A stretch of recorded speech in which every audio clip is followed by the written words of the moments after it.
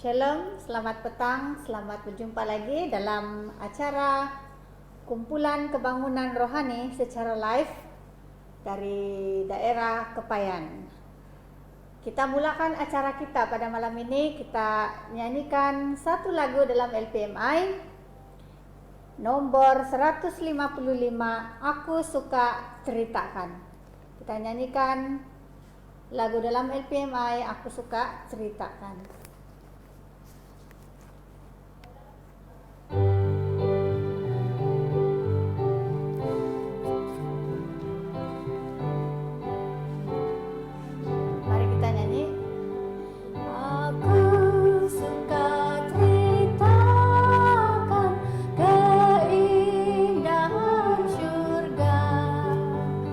Yang penuh kemuliaan.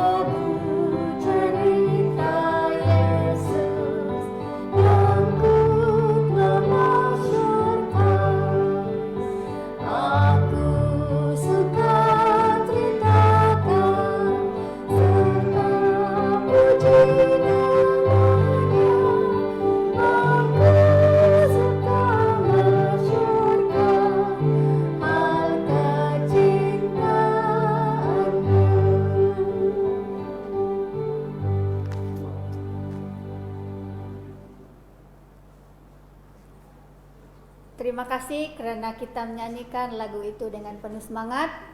Pada saat ini kita akan menyanyikan lagu tema kita, Yesuslah Jawaban. Jadi saya jemput kita semua berdiri dan kita nyanyikan lagu tema KKR Net kita, Yesuslah Jawaban.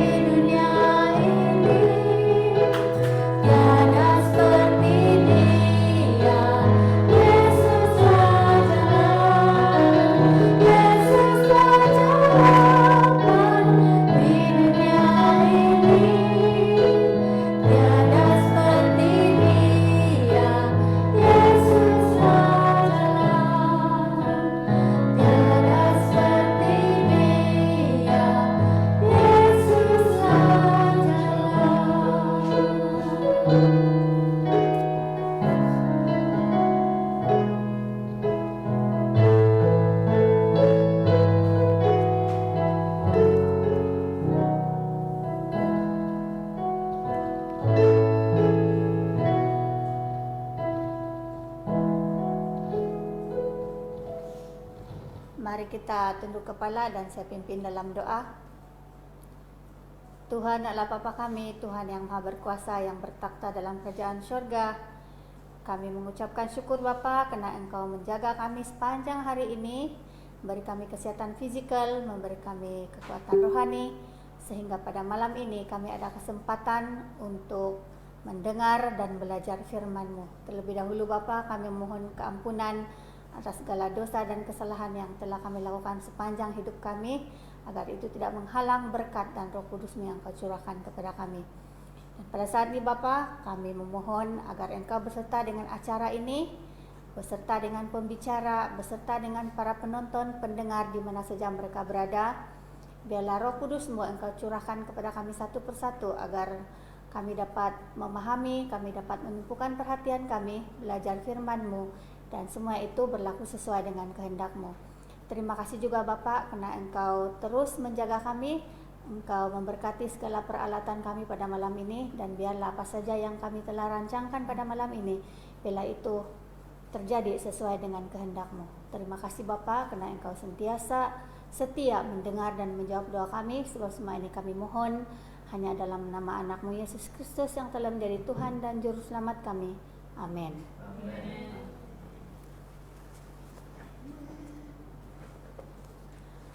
Saya ucapkan selamat malam dan selamat berjumpa sekali lagi kepada kita. Selamat malam kepada semua penonton, kawan-kawan, saudara mara, anggota-anggota gereja di mana saja berada, yang jauh ataupun yang berada di daerah Kepayan. Apa kabar kita semua pada malam ini?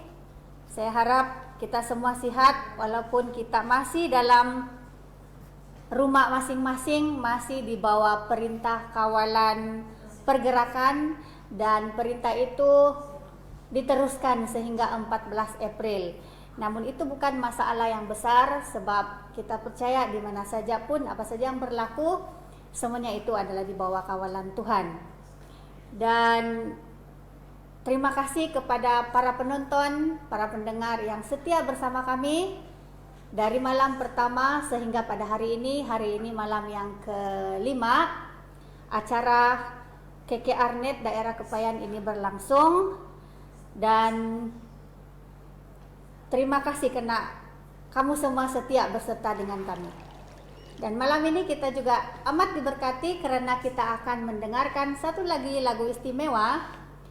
Lagu istimewa yang akan disampaikan, yang akan dipaparkan nanti ialah video rekaman kumpulan Makarios dengan lagu mereka yang bertajuk Tuhan adalah Gembalaku. Dan kumpulan Makarios ini, untuk pengetahuan kamu, adalah di bawah pimpinan Pastor George Ibi. Mari kita saksikan lagu istimewa pada malam ini.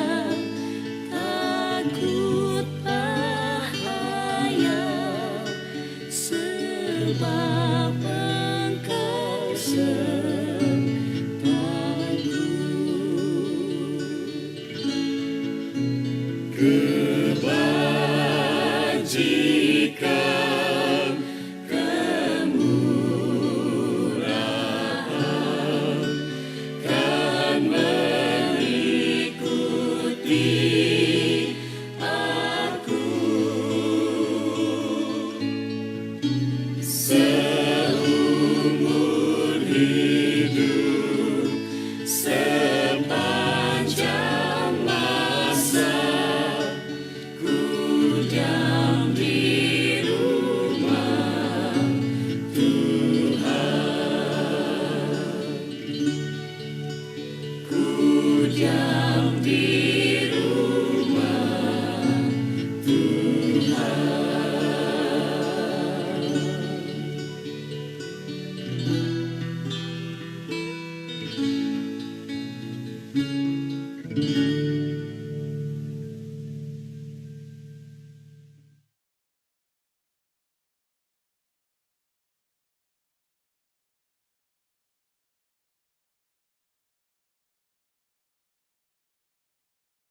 Terima kasih atas lagu istimewa tadi.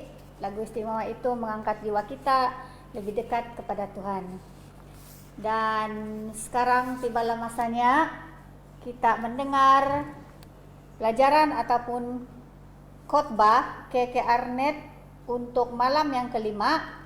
Tajuk pelajaran yang akan kita dengar pada malam ini ialah mengubah krisis menjadi peluang. Jadi saya persilakan Pastor Bernard Galim, pembicara tetap kita dalam acara KKR ini.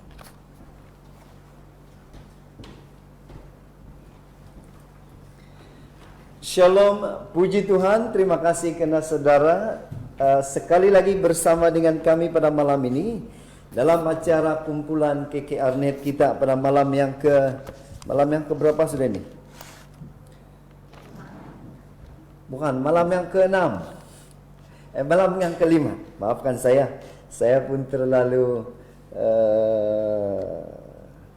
khusyuk mempersiapkan pelajaran sehingga hari juga terlupa. Puji Tuhan karena saudara terus bersama dengan kami dimanapun saudara berada. Terima kasih karena menyokong dan semoga diberkati dengan perkongsian firman Tuhan pada malam ini. Saya juga berterima kasih kepada istri saya yang selalu menolong dalam program pada sepanjang seminggu ini. Juga kepada anak-anak, dan yang paling penting terima kasih karena juga Anda menjadi anggota setia yang bersama dengan kami setiap malam. Apabila kerajaan mengumumkan bahwa kita akan menyambung bukan perintah berkurung, perintah apa ya? Perintah kawalan pergerakan sehingga 14 hari bulan, saya berpikir dan telah membuat keputusan sekiranya kita tidak ada kesempatan untuk datang ke gereja 2 Sabat lagi yang akan datang. Saya telah membuat dan mencadangkan bahwa saya akan membuat satu lagi KKR-Net untuk bulan April. Tetapi belum lagi diputuskan. Namun doakan semoga acara ini mungkin berjalan dalam perancangan yang dirancangkan. Namun apapun saudara, kita akan umumkan dari masa ke masa. Jadi sebelum kita mempelajari firman Tuhan pada malam ini, dimanapun Anda berada, mari kita tunduk kepala dan kita berdoa. Maha besar Tuhan Allah Bapa yang bertakhta di dalam kerajaan sorga. Terima kasih karena Tuhan bersama dengan kami. Karena kebaikan Tuhan memberikan kesempatan ini sekali lagi kepada setiap kami untuk mempelajari firman Tuhan. Biarlah kiranya Roh Kudus Tuhan akan menjadi bahagian untuk setiap kami, menyentuh hati dan pikiran kami, sehingga kami boleh mendengar, sehingga kami boleh memahami, dan yang paling penting kami boleh mengaplikasikan apa yang baik itu dalam kehidupan kami. Berkati semua yang mengambil bahagian, terutama anggota gereja dan sahabat-sahabat yang berada di luar, di rumah, dimanapun mereka berada. Penjagaan Tuhan juga menjadi bahagian mereka. Biarlah firman ini menjadi kekuatan, semangat kepada kami untuk terus kuat di hadapan Tuhan. Dalam nama Yesus kami selalu berdoa. Amin. Saudara, firman Tuhan pada malam ini saya beri judul mengubah krisis menjadi peluang. Mengubah krisis menjadi peluang. Saudara, kalau saya bertanya saudara, bagaimana Anda merespon krisis jika krisis itu Anda hadapi? Bagaimana Anda merespon krisis jika Anda menghadapi krisis dalam hidup? Inilah pertanyaan pertama. Bagaimana saudara menghadapi atau bertindak balas, merespon dengan krisis yang ada di dalam hidup saudara? Pada saat ini kita mengalami satu masalah, satu krisis yang kita tidak boleh elakkan. Pertanyaan saya pada malam ini, bagaimana Anda sebagai anak Tuhan, sebagai umat Tuhan menghadapi atau merespon krisis dalam hidup Anda. Saudara, fakta yang harus kita terima bahwa respon kepada krisis itu ada dua. Sama ada kita merespon krisis itu dengan cara yang betul atau dengan cara yang tidak betul. Karena kedua pilihan ini saudara akan memberikan kesan yang berbeza. Sekiranya kita merespon krisis, masalah di dalam kehidupan kita dengan cara yang tidak betul, maka sengsaralah kita, maka sakitlah saudara, maka sesuatu yang tidak baik akan berlaku kepada kita. Tetapi kalau kita merespon dengan betul, kalau kita memberi reaksi dengan betul, saya percaya dengan izin Tuhan kejayaan akan kita dapati. Saudara, jika kita merespon krisis itu dengan cara yang benar, maka kita boleh menghadapinya dengan kejayaan. Inilah yang harus kita terima dalam kehidupan. Namun, jika kita merespon krisis itu salah, maka Anda, maka saudara dan saya akan menerima kesakitan yang mendalam. Saudara, pada malam ini, mari kita tanya diri kita. Sehingga dalam kehidupan saudara dan saya saat ini, apakah saudara merespon dengan krisis, merespon krisis itu dengan cara yang betul atau dengan cara yang tidak betul? Saudara, mau atau tidak, semua kita akan menghadapi krisis dalam hidup. Inilah faktanya saudara. Mau atau tidak, kita tidak boleh elakkan bahwa di dalam kehidupan kita, di dalam kehidupan kita di dunia ini, mau atau tidak, kita akan tetap menghadapi krisis. Saudara, di dalam kehidupan kita di dunia ini, dalam setiap krisis ada saja peluang. Itu sebabnya judul tajuk firman yang saya bawa pada malam ini, bagaimana kita boleh mengubah krisis itu kepada peluang. Bagaimana kita melihat krisis itu adalah satu peluang untuk berbuat sesuatu. Adalah satu peluang untuk melakukan sesuatu. Inilah pembelajaran kita pada malam ini. Yang menjadi halangannya saudara, ialah kita selalu merespon kepada, kita salah merespon kepada krisis yang kita hadapi. Inilah yang menjadi masalah. Di dalam hidup kita, kita kadang salah merespon kepada krisis yang kita hadapi. Apakah krisis itu saudara di dalam kehidupan kita melibatkan keluarga kita? Apakah dalam kehidupan kita krisis kita di dalam gereja, di dalam sesama anggota berlaku krisis atau masalah? Atau di dalam pasangan suami istri berlakukah itu? Di dalam keluarga kita? Ataupun di dalam saat-saat seperti ini COVID-19. Ini adalah satu krisis yang kita tidak boleh elakkan. Tetapi pertanyaannya, bagaimana kita merespon dengan krisis ini? Dan mungkin juga di dalam kehidupan kita, krisis mengenai pekerjaan, mengenai dengan aktiviti harian, mengenai dengan keuangan, loan dan sebagainya. Mungkin itu menjadi krisis dalam kehidupan kita, ataupun krisis dalam pribadi kita. Artinya saudara, di dalam kehidupan kita, krisis sentiasa wujud. Krisis dalam kehidupan kita sentiasa ada.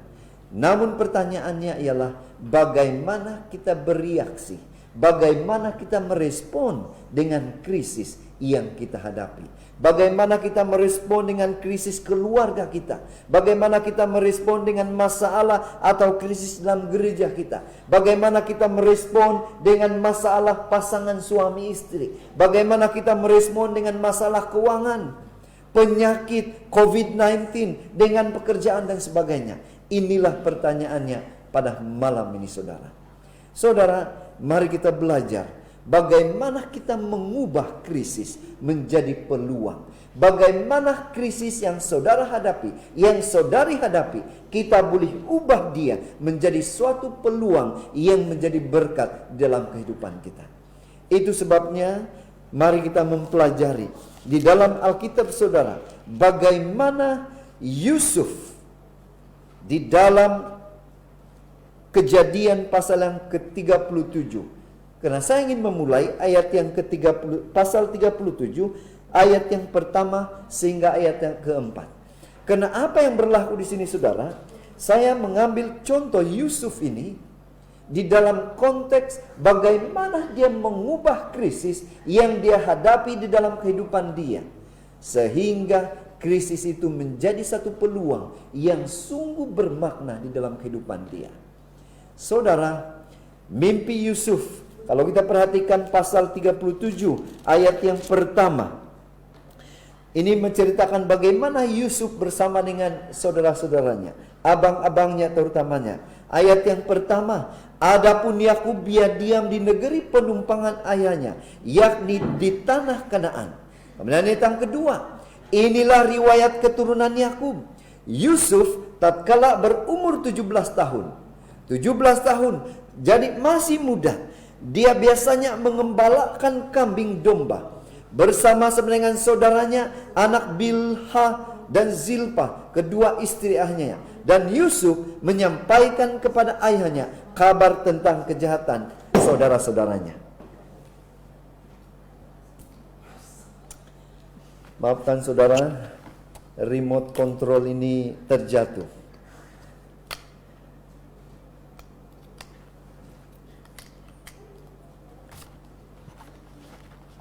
Kemudian ayat yang ketiga mengatakan Israel itu adalah Yakub, lebih mengasihi Yusuf. Perhatikan saudara, cerita ini dimulai dengan ayat yang ketiga supaya lebih jelas.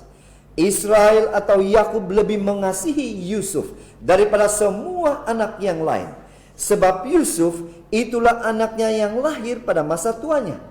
Ia menyuruh membuat jubah yang mahal, indah bagi dia. Kemudian ayat yang keempat, bermulalah krisis di dalam kehidupan Yusuf. Setelah dilihat oleh saudara-saudaranya bahwa ayahnya lebih mengasihi Yusuf dari semua saudaranya, maka bencilah mereka itu kepadanya dan tidak mahu menyapa dengan ramah. Saudara, saya ingin memulai cerita ini dengan kejadian ini, di mana pada saat itu saudara, Yusuf diberikan jubah yang berwarna-warni, yang cantik diberikan oleh ayahnya. Dilihat oleh anak-anak yang lain. Dari situ saudara, mula mereka membenci Yusuf dan tidak menyapa Yusuf di dalam rumah. Jadi saudara, pada malam ini, inilah permulaan krisis yang berlaku di dalam hidup Yusuf.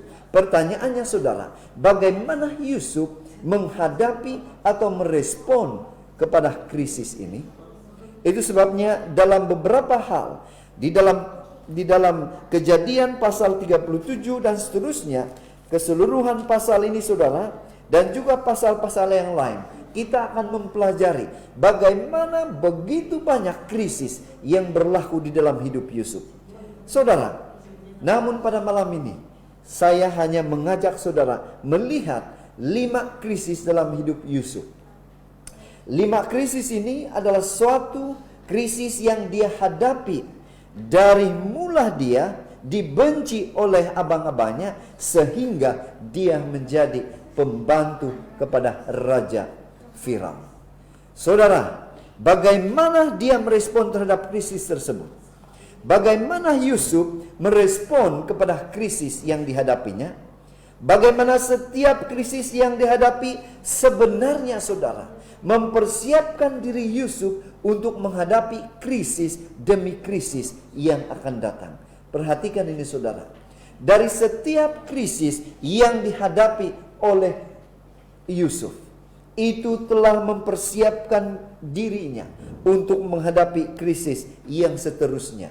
Setiap krisis yang hadapi mempersiapkan. Inilah maksudnya saudara. Setiap krisis yang dihadapi mempersiapkan dirinya untuk menghadapi krisis yang seterusnya.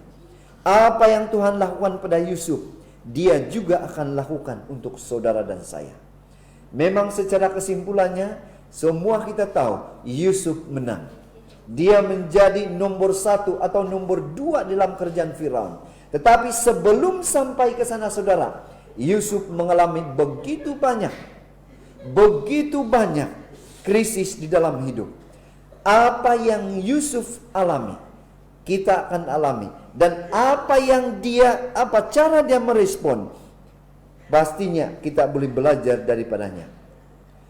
Tuhan mengizinkan krisis itu berlaku dalam hidup Yusuf karena ada tujuan.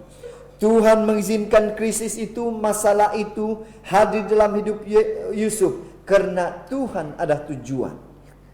Tuhan juga mengizinkan setiap krisis yang berlaku dalam hidup saudara dan saya karena ada tujuan.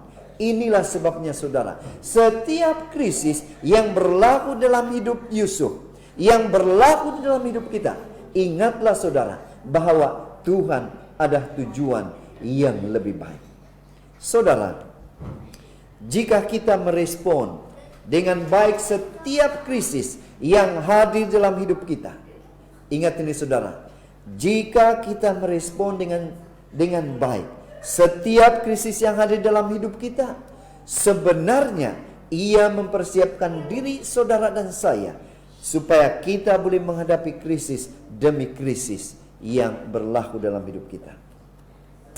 Setiap krisis yang kita hadapi dengan betul, ingat ini saudara, perhatikan. Kalau kita menghadapi krisis itu dengan betul, ia akan memberi keyakinan kepada kita, keyakinan kita pada Tuhan agar lebih kuat. Yang kedua, setiap krisis yang kita hadapi itu dengan cara yang betul, ia akan memberikan keyakinan diri kepada kita juga supaya bertambah kuat. Inilah tujuannya. Saudara, bagaimana kita merespon dengan krisis? Bagaimana Yusuf merespon dengan krisis yang dihadapi? Bagaimana dia merespon bertindak balas setiap masalah yang dihadapi? Semuanya itu dimulai dengan bagaimana dia merespon dengan krisis tersebut. Saudara, mari kita belajar di hal yang pertama, krisis yang dihadapi oleh Yusuf. Saudara, di dalam hal ini, pada masa ini saudara, krisis yang pertama yang dihadapi oleh Yusuf, ayat yang pertama sampai ayat yang ke-11. Mungkin saudara kalau ada masa membacanya, tetapi secara ringkasnya saudara, Yusuf dibenci oleh saudara-saudaranya. Yusuf dibenci oleh abang-abangnya. Yusuf dibenci oleh sanak saudara yang paling dekat. Yusuf dibenci di dalam keluarga, sehingga dalam keluarga itu memberi tekanan kepada dia, memberi satu stres di dalam kehidupan dia. Tetapi bagaimana Yusuf merespon dalam kehidupannya ini, dalam stres yang pertama? Bagaimana Yusuf merespon terhadap krisis yang pertama ini? Di mana dia dipulaukan di dalam keluarga, di mana dia dibenci di dalam keluarga, di mana di dalam keluarga itu tidak ada kasih saudara. Saudara, hidup dalam keluarga yang penuh kebencian. Inilah keadaan Yusuf saudara. Dia dibenci oleh orang yang paling dekat. Jubah yang diberikan oleh ayahnya menambah kebencian mereka. Apa tidak lagi dengan mimpi Yusuf mengenai dengan gandum, mengenai dengan matahari, menambahkan lagi kebencian abang-abangnya, saudaranya kepada Yusuf. Pertanyaannya saudara, bagaimana Yusuf meresponnya? Bagaimana kita hidup dalam keluarga yang membenci kita? Inilah pertanyaan saudara. Karena hal yang berlaku dalam kehidupan Yusuf boleh saja terjadi dalam kehidupan saudara. Mungkin saudara berada dalam keluarga yang saling membenci. Mungkin saudara berada dalam satu keluarga yang tiada kasih. Mungkin saudara berada dalam keluarga yang tidak senang dengan saudara. Itu yang berlaku dalam kehidupan kita. Pertanyaannya, bagaimana saudara merespon? Bagaimana Yusuf merespon? Bagaimana Yusuf mengambil peluang dari krisis yang dihadapinya? Inilah pertanyaannya. Karena sebentar tadi saudara, krisis itu bagaimana kita boleh mengubahnya dengan peluang. Peluang apa yang diambil oleh Yusuf di dalam krisis yang dihadapi. Bagaimana dia mengambil peluang itu saudara? Kalau kita perhatikan saudara, boleh saja Yusuf membalas dendam. Boleh kan saudara? Boleh saja dia melarikan diri atau merepot kepada bapaknya, begini-begini apa yang dilakukan oleh abangnya. Boleh saja dia berdendam atau membalas dengan kejahatan apa yang dilakukan oleh abang-abangnya. Tetapi apa peluang yang diambil oleh Yusuf? Mari kita perhatikan saudara. Apa peluang yang diambil oleh Yusuf? Dia tetap sabar, dia tetap tenang dan menghadapi keadaan itu dengan penuh kerendahan hati. Dia tidak membalas dendam saudara. Yusuf tidak membalas dendam kepada saudara-saudaranya. Tidak terlintas dalam hatinya untuk membuat perkara yang tidak baik kepada abang-abangnya. Itulah Yusuf. Apakah keadaan bertambah baik dalam rumah itu? Bila Yusuf merespon seperti itu. Bukannya bertambah baik saudara, tetapi bertambah buruk. Tetapi Yusuf belajar di dalam krisis yang pertama dalam kehidupan dia. Dia mengubah krisis itu, situasi itu, kepada satu peluang untuk tetap rendah hati, untuk tetap baik, untuk tetap tenang dan sabar. Inilah peluang yang diambil oleh Yusuf. Seterusnya saudara, apa yang berlaku kepada Yusuf? Bukan pula krisis itu berkurangan, tetapi krisis itu bertambah pula. Yusuf tidak sadar bahwa apa yang dia lakukan ini yang berlaku dalam kehidupan Yusuf. Dia tidak tahu bahwa krisis yang seterusnya dia akan hadapi. Tetapi dalam saat itu, dalam ketika itu, dan ketidaksadarannya dalam hal itu sebenarnya mempersiapkan dia untuk menghadapi krisis yang lebih besar. Krisis yang kedua, apa yang dihadapi oleh Yusuf? Kalau kita membaca dalam Kejadian 37 ayat 24 hingga 24, ini menceritakan bagaimana Yusuf dibuang di dalam perigi. Inilah krisis yang kedua yang dihadapi oleh Yusuf. Bagaimana dia merespon saudara? Apabila abang-abangnya telah membuat satu rancangan untuk membunuh dia pada mulanya, untuk ia melenyapkan dia. Jadi di dalam hal yang mereka buat itu, mereka merancang akhirnya mereka membuang Yusuf di dalam perigi. Saudara, bagaimana Yusuf merespon terhadap krisis yang kedua ini? Apabila dia dibuang di dalam perigi, inilah pertanyaannya saudara. Bagaimana dia merespon dengan krisis itu? Dalam perigi saudara, karena kalau di dalam perigi itu berarti adalah kebinasaan kepada Yusuf. Mereka mahu supaya Yusuf mati. Inilah tujuannya. Dan Yusuf di dalam perigi itu, ini mengartikan bahwa Yusuf tidak boleh keluar. Tidak ada jalan langsung untuk dia keluar. Tidak boleh naik, tidak boleh memanjat. Di dalam sumur, di dalam perigi yang dalam tidak ada air. Gelap gulita. Tidak ada tali untuk dia naik. Jadi dalam ketika ini saudara, menandakan bahwa Yusuf tidak boleh keluar dan tidak ada jalan langsung. Saat ini dia kesorangan. Dia tertekan, dia hampa. Dia keseorangan saudara. Dia tidak ada pengharapan dan mungkin ujungnya adalah kematian. Tetapi pertanyaannya, bagaimana Yusuf mengambil peluang dari krisis yang dihadapi yang kedua ini? Apa peluang yang Yusuf ambil? Bila mana dia dibuang di dalam pergi yang dalam, bila mana dia keseorangan, dia merasakan tidak ada jalan lagi. Saudara, apa peluang yang diambil oleh Yusuf? Boleh saja saudara, boleh saja Yusuf berputus asa. Boleh saja Yusuf katakan dia okelah, mati pun matilah. Itu mungkin tindakan yang dia boleh ambil. Boleh saja dia mengatakan tidak ada harapan dan matilah Yusuf. Tetapi saudara, mari kita lihat apa peluang yang diambil oleh Yusuf. Dia mengingati mimpinya kembali. Dia mengingati apa yang berlaku di dalam kehidupan sebelum dia masuk. Bagaimana mimpinya itu benar, yang dia masih ingat, memberikan kekuatan kepada dia dan memberikan janji kepada dia. Karena mimpi itu katakan, suatu hari nanti abang-abang saya akan sujud menyembah saya. Itu memberikan dia semangat saudara. Jadi dia ubah krisis itu menjadi satu peluang. Dalam saat tiada pengharapan, dia sadar, Yusuf sadar bahwa hanya Tuhan yang menjadi pengharapan.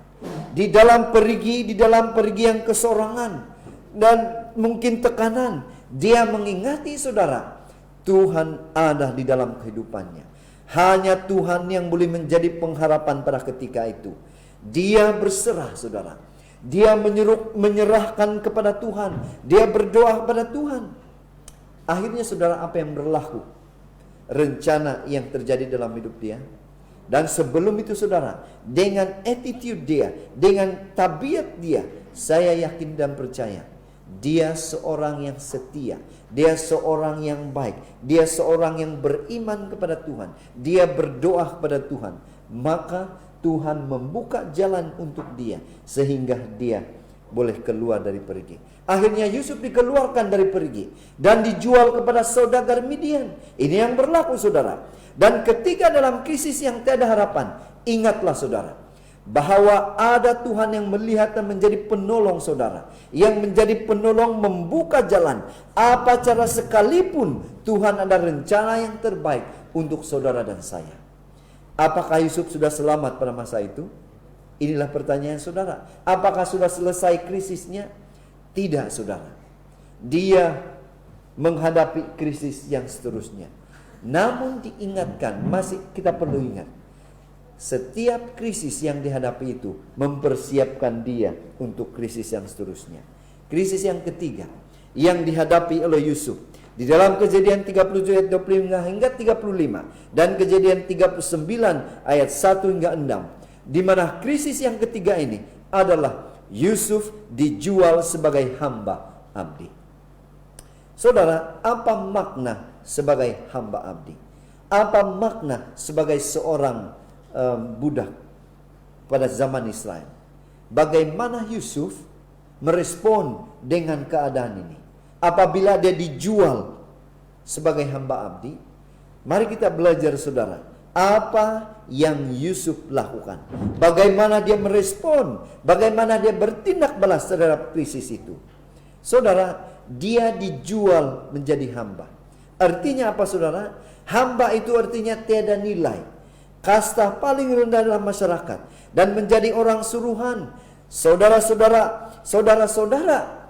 apabila abang-abang dan saudara Yusuf menjual dia, intention mereka itu supaya mereka tidak lihat lagi Yusuf dalam keluarga. Saudara-saudaranya pikir bahwa mereka tidak akan jumpa lagi si Yusuf karena sudah dijual. Dan mereka pikir Yusuf akan hilang identity karena menjadi orang suruhan seumur hidup di negara atau di kerajaan orang lain. Saudara, pertanyaannya, bagaimana Yusuf mengambil peluang dari krisis yang dihadapi? Bagaimana Yusuf mengambil peluang itu dalam krisis yang dihadapi? Perhatikan saudara, boleh saja Yusuf mungkin melarikan diri. Yes, boleh. Dia melarikan diri dan melakukan yang tidak baik sebagai hamba. Boleh saja saudara, kalau dia melakukan. Tetapi apa peluang yang Yusuf ambil? Mengubah krisis itu jadi peluang yang bermanfaat dalam kehidupan. Dia tetap tenang. Dia tidak melawan dan berserah sepenuhnya kepada Tuhan. Dia berpikir di dalam hati. Think positif. Apa yang dia pikirkan? Oh, mungkin tidak apa. Saya kena jual tidak apa. Sebagai hamba abdi, saya boleh mempelajari perkara yang baru. Boleh belajar bahasa Mesir, budaya, dan belajar tentang pengurusan. Dan boleh belajar sesuatu di dalam rumah Tuhan saya. Ingat ini saudara, luar biasanya bagaimana ini mempersiapkan sebenarnya dalam kehidupan Yusuf untuk krisis seterusnya. Akhirnya dia diberkati oleh Tuhan. Apa yang terjadi seterusnya? Bila sampai di Mesir, dia dimasukkan di dalam sel abdi untuk dijual. Dan akhirnya saudara, apa yang berlaku? Yusuf dibeli oleh Potifar. Potifar ini adalah ketua pengawal istana Firaun. Sekarang Yusuf berada di istana Firaun. Lihat saudara, rencana Tuhan yang tidak pernah diimpikan oleh Yusuf Dia sekarang berada di istana kerajaan Firaun. Dia sekarang berada di rumah ketua pengawal istana, menjadi ketua pentadbir di rumah Potifar, karena seorang yang baik, bekerja keras, jujur. Yusuf belajar dalam pentadbiran di rumah Potifar. Begitu banyak yang dia belajar di dalam rumah Potifar. Menjadi pengurus, dia seorang yang baik. Akhirnya dia diberi kepercayaan oleh Potifar menjadi nomor 1 di dalam keluarga itu. Dia mengurus semua urusan di dalam rumah tangga Potifar.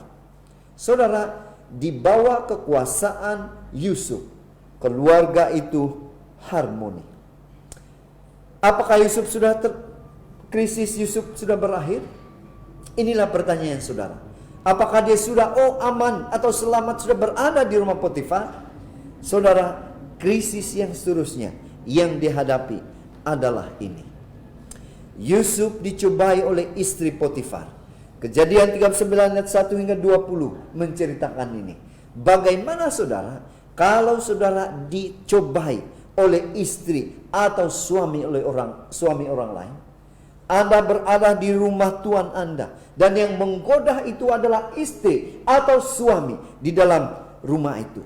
Pertanyaannya, bagaimana Yusuf merespon kepada krisis yang dihadapi itu, yang dicobai dengan istri tuannya itu? Apa responnya? Saudara, dicobai oleh istri tuannya itu, Yusuf seorang yang tegap dan handsome, menyebabkan istri Potifar itu tertarik kepadanya. Kemudian dia merancang beberapa kali, perhatikan kalau kita membaca ayat itu, berulang kali istri Potifar itu coba menjatuhkan Yusuf, mengajak dia sampai menarik baju dia. Tetapi akhirnya, mungkin boleh saja istri Potifar itu menjatuhkan Yusuf. Inilah yang mungkin akan terjadi. Namun saudara, bagaimana Yusuf mengambil peluang dari krisis yang dihadapi? Bagaimana Yusuf merespon dan mengambil peluang dari krisis itu, dia ubah kepada satu peluang yang bermanfaat. Apa responnya? Boleh saja Yusuf mungkin berpura-pura. Yes, saudara, boleh saja Yusuf berpura-pura. Dan boleh saja Yusuf itu berpakat dengan istri Potifar agar Potifar tidak tahu perbuatan mereka. Inilah yang mungkin terjadi kalau Yusuf mengambil peluang itu. Tetapi peluang apa yang diambil oleh Yusuf? Mari kita lihat saudara. Saat dia dicobai saudara, saat dia menghadapi krisis dicobai oleh istri Potifar, saat itu dia boleh melihat diri dia. Saat itu dia boleh bertanya kepada diri dia, apakah dia kuat atau lemah diri dia sendiri. Inilah yang berlaku. Dia bertanya kepada diri dia sendiri, apakah dia taat setia kepada tuannya dan juga taat setia kepada Tuhan Allah Bapanya. Inilah yang menjadi pertanyaan kepada Yusuf pada ketika ini. Ketika itu, apa yang berlaku dalam Kejadian 39 ayat 8 dan 9. Di akhir ayat itu, Yusuf katakan, bila mana istri Potifar itu coba menggoda dia dan menarik baju dia, sehingga baju dia itu terbuka. Setelah itu dia katakan ini, bagaimanakah mungkin aku melakukan kejahatan yang besar ini dan berbuat dosa terhadap Allah? Itulah kenyataan kata-kata Yusuf kepada istri Potifar. Saudara, apa yang menjadi kekuatan Yusuf pada ketika itu? Yusuf mempunyai hubungan yang kuat dengan Tuhan. Dia seorang yang setia kepada Tuhan. Inilah andalan Yusuf dalam kehidupan dia. Setiap kali dia dicobai, dia selalu bertanya dan dia selalu mengandalkan Tuhan. Dia selalu mengharapkan Tuhan dalam kehidupan dia. Itu sebabnya dia kuat di hadapan Tuhan. Dan ini menguji kesetiaan kita juga dalam kehidupan kita. Saudara, apakah kejadian Yusuf berlaku dalam kehidupan kita? Dicobai oleh masyarakat di sekeliling, dicobai dengan pangkat, dicobai dengan harta, dicobai dengan uang, dicobai dengan apapun dalam kehidupan kita. Apakah respon kita seperti Yusuf?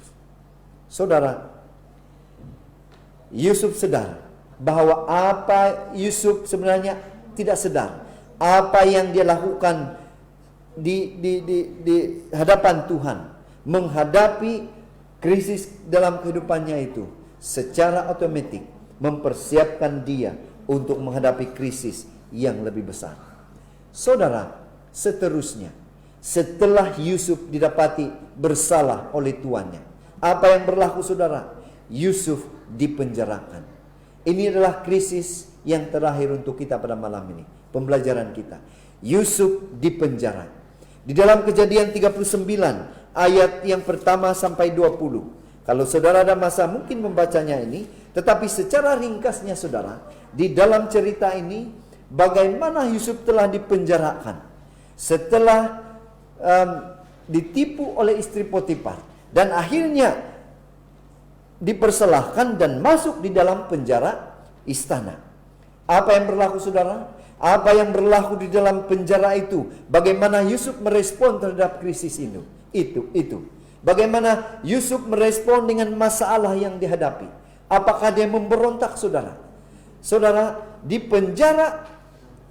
di penjara itu berarti dalam penjara itu itulah hukuman dia.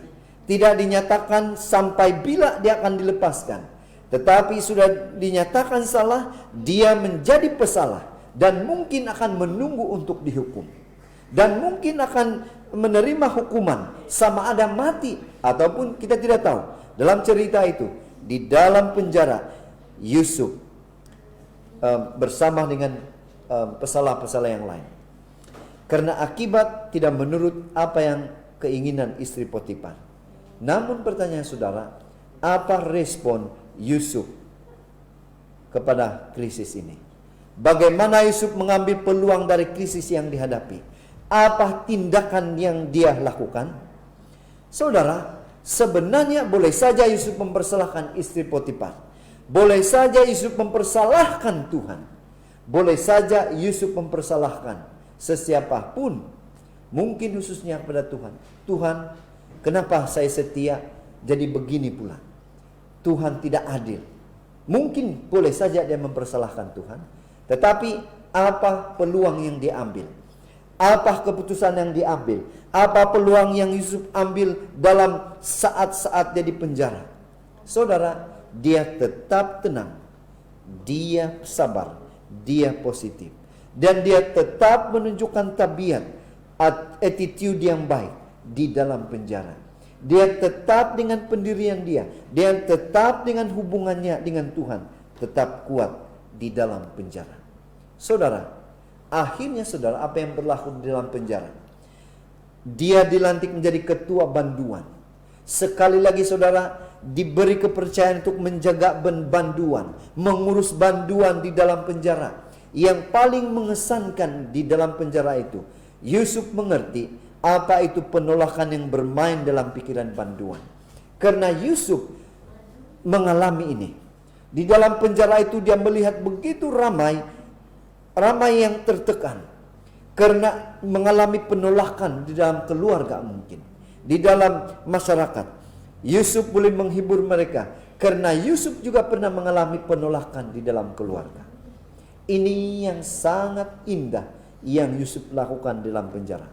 Di dalam penjara Yusuf boleh memperlihatkan kepada banduan bagaimana Tuhan telah mengasihi dia dan menjaga dia. Amin saudara. Inilah yang berlaku di dalam kehidupan Yusuf. Dia mengubah krisis yang terakhir ini. Di dalam penjara ini bukan memberontak, tetapi dia terus melayani banduan itu. Terutamanya dia melayani Tuhan dia. Saudara, dipendekkan cerita. Akhirnya Yusuf menjadi pemerintah nomor 2 di Mesir. Banyak lagi cerita sebelum itu. Bagaimana juru minum, bagaimana pembuat roti itu dipenjarakan, masuk di dalam penjara bersama dengan Yusuf. Kemudian Yusuf menafsirkan mimpi mereka. dan kemudian 2 orang keluar, 2 juru minum dan juru buat roti itu keluar, dan akhirnya bagaimana Yusuf dipanggil untuk mengertikan mimpi di hadapan Firaun, dan akhirnya dilantik menjadi pemerintah nomor 2 di Mesir. Saudara, inilah yang terjadi di dalam kehidupan Yusuf. Mungkin saja krisis yang dihadapi oleh Yusuf itu terjadi di dalam kehidupan saudara dan saya. Namun pertanyaannya, bagaimana kita merespon? Bagaimana kita bertindak balas? Apa yang kita boleh perhatikan di dalam pembelajaran kita pada malam ini, saudara? Semua krisis yang dihadapi oleh Yusuf telah membentuk dirinya menjadi pribadi yang baik, yang bertambah baik, yang bertambah kuat, yang bertambah pintar. Dia bertambah setia, teguh, dan sempurna karena merespon krisis itu dengan betul. Bagaimana dengan saudara? Bagaimana saudara merespon dengan krisis yang hadapi sekarang ini? Bagaimana saudara menghadapi masalah di dalam gereja yang tidak mungkin dapat pergi ke gereja? Bagaimana saudara menghadapi masalah di dalam keluarga, di dalam hubungan suami istri, di dalam apapun saudara? Itulah krisis yang harus kita ubah dia menjadi satu peluang yang luar biasa. Jadi saudara, penerapan dan kesimpulan pelajaran pada malam ini, mari kita belajar secara umumnya untuk melihat krisis itu menjadi satu peluang yang baik dalam kehidupan kita. Mari kita mengingati ini.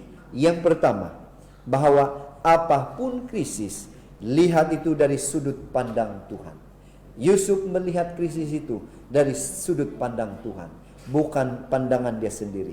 Roma 8:28 katakan, kita tahu sekarang bahwa Allah turut bekerja dalam segala sesuatu untuk mendatangkan kebaikan bagi mereka yang mengasihi Dia, yaitu bagi mereka yang terpanggil sesuai dengan rencana Allah. Kedua, apa yang boleh kita lakukan? Yakinlah apapun krisis yang berlaku dalam hidup kita, Tuhan yang kontrol. Apapun masalah yang kita hadapi di dunia ini, ingatlah saudara bahwa Tuhan itu sebenarnya kontrol segalanya. Saudara, di dalam Mazmur 103:19, Tuhan sudah menegakkan taktanya di sorga dan kerajaannya berkuasa atas segalanya, segala sesuatu. Tuhan yang kontrol itu saudara, apapun yang berlaku dalam kehidupan kita. Ketiga, yang perlu kita terapkan, kita menerima dan mengikuti rancangan Tuhan itu sesungguhnya. Jangan pernah membuat rancangan pribadi untuk mengubah krisis menjadi peluang. Jangan menggunakan rancangan sendiri, tetapi terimalah rancangan dan perintah yang Tuhan berikan. Yesaya 55 dan ayat 8 hingga 9 jelas. Kemudian yang keempat, apa penerapan yang kita boleh buat? Jangan membuat tuduhan atau penilaian dengan terburu-buru dengan krisis yang kita hadapi. Jangan kita terburu-buru saudara menilai dengan krisis yang kita hadapi itu. Mari kita tenang. Mari kita berhenti sejenak, melihat dan memikirkan secara rasional tentang krisis tersebut. Kemudian, kenapa yang berlaku saudara? Kenapa kita harus tenang, tidak memberi penilaian terburu-buru? Karena penilaian yang terburu-buru itu memberi kesan kepada emosi seseorang. Bila mana kita bertindak balas dengan krisis itu, yang mungkin itu berlaku kepada sesama anggota, sesama keluarga kita. Kalau kita terburu-buru, tidak berpikir panjang, itu mungkin menyakitkan hati emosi seseorang. Kelima, apa penerapannya? Mari kita fokuskan pikiran kita kepada Tuhan, bukan kepada krisis tersebut. Ingat ini saudara, apapun krisis yang berlaku dalam hidup kita, fokus kita, pikiran kita hanya kepada Tuhan, bukan kepada krisis. Kalau krisis itu yang menghantui kita, itu sangat berbahaya. Itu sebabnya saudara, fokus pikiran kita terhadap krisis itu kepada Tuhan. Keenam, apa penerapan tentang krisis ini saudara?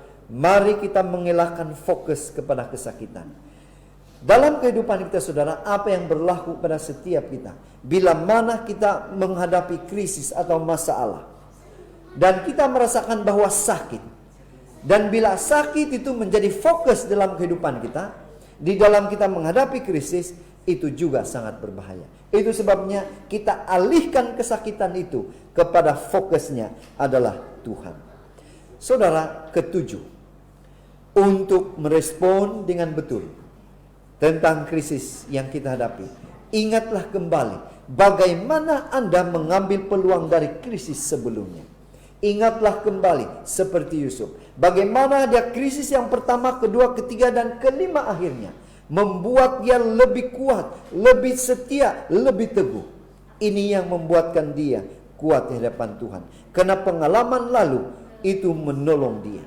Kemudian yang ke-8, apa penerapan yang kita boleh lakukan dalam kehidupan kita? Kalau ada masalah atau krisis, kemarahan itu selesaikanlah dengan segera. Selesaikan atau stop kemarahan dengan segera. Kenapa? Kalau kita berada di dalam situasi yang marah untuk menghadapi sesuatu krisis, itu sangat berbahaya saudara. Itu sebabnya mari kita bersabar, mari kita bertenang menghadapi semua krisis itu. Kemudian yang ke-9, apa respon kita? Apa penerapan yang kita boleh ambil? Mari kita menyerahkan hidup kita atas kehendak Tuhan. Saudara, apapun krisis yang kita hadapi di dalam dunia ini, ingatlah, Tuhan itu sangat dekat.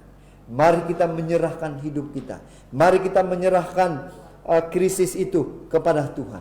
Minta bantuan Tuhan. Ikut kehendak Tuhan, bukan kehendak kita. Mungkin saja saudara, kalau ada krisis, kita menggunakan cara di luar. Mungkin saja kita menggunakan cara yang menyakitkan hati orang. Tetapi kita diamarkan dalam pelajaran hari ini, mari kita menyerahkan hidup kita dengan kehendak Tuhan. Kemudian yang ke-10, penerapannya saudara, mari kita tunjukkan rasa yang penuh syukur dalam kehidupan kita atas segala berkat pertolongan Tuhan di dalam kehidupan kita. Mari kita merasa syukur dengan setiap inci kehidupan kita, karena Tuhan menyertai kita saudara, sehingga saat kita menghadapi krisis itu, Tuhan masih ada untuk menolong saudara dan saya. Kemudian yang ke-11, untuk menghadapi krisis, mengubah krisis itu menjadi peluang, mari kita set dalam diri kita. Mari kita tanamkan dalam diri kita saudara, melihat krisis itu sebagai satu peluang. Inilah pembelajaran kita tadi saudara. Set dalam diri saudara, apapun krisis itu, mari kita ubah dia sebagai peluang yang luar biasa yang kita boleh lakukan bersama dengan Tuhan. Kemudian yang ke-12, apalagi penerapan yang kita lakukan untuk menghadapi krisis, mari kita menolak nasihat yang tidak alkitabiah atau membangun. Mari kita meninggalkan semua nasihat yang tidak membangun dalam hidup kita, karena yang tidak membangun itu akan memberikan kelemahan kepada kita. Mari kita menggunakan firman Tuhan untuk tetap kuat membangun dalam menghadapi krisis. Kemudian yang ke-13, jangan lupa saudara, tetaplah berdoa. Jangan pernah putus berdoa. Kemudian yang ke-14, kedua terakhir, jangan memberi peluang kepada emosi yang menguasai diri Anda. Ingat saudara, kalau emosi itu yang kontrol saudara, itu sangat berbahaya. Jangan berikan peluang. Dan yang terakhir saudara, dan yang paling penting, dan yang paling menjadi inti perkabaran penerapan kita pada malam ini adalah ini. Untuk mengubah krisis itu menjadi peluang, kuncinya yang ke-15. Tetap setia, tetap taat kepada Tuhan, dan menyerahkan semua bebanan saudara, menyerahkan semua masalah, menyerahkan semua krisis itu kepada Tuhan. Tidak ada yang boleh membantu kita kalau bukan Tuhan yang memberikan kita kekuatan, memberikan kita satu jalan, yang membuka jalan kepada kita untuk menghadapi krisis itu menjadi peluang yang menjadi berkat dalam kehidupan kita. Karena intinya saudara, mari kita tetap setia, percaya dan yakin menurut Tuhan dalam kehidupan kita. Jadi saudara, pada malam ini kita sudah mempelajari bagaimana Yusuf menghadapi krisisnya. Dia merespon krisis itu dengan cara yang betul. Dia bertindak balas dengan krisis itu dengan cara yang betul. Sehingga apa yang berlaku dalam kehidupan dia, saudara, dia mengubah krisis itu menjadi peluang yang dia tidak sadar telah membentuk dia lebih kuat dan lebih kuat, sehingga menjadi nomor 2 dalam kerajaan Firaun. Itu saudara boleh saja berlaku kepada saudara dan saya. Kehidupan Yusuf itu boleh berlaku kepada saudara. Cara Yusuf itu boleh berlaku kepada saudara dengan syarat kita ada hubungan yang kuat dengan Tuhan, mengandalkan Tuhan dalam kehidupan kita. Inilah doa dan harapan saya. Inilah doa dan harapan saudara dan saya. Saya yakin dan percaya Tuhan selalu melihat kita. Tuhan menolong kita.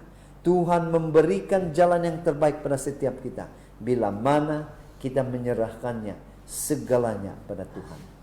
Kiranya Tuhan memberkati saudara dan saya dengan firman pada malam ini. Kita dikuatkan, kita dihiburkan di tengah-tengah krisis yang kita hadapi ini.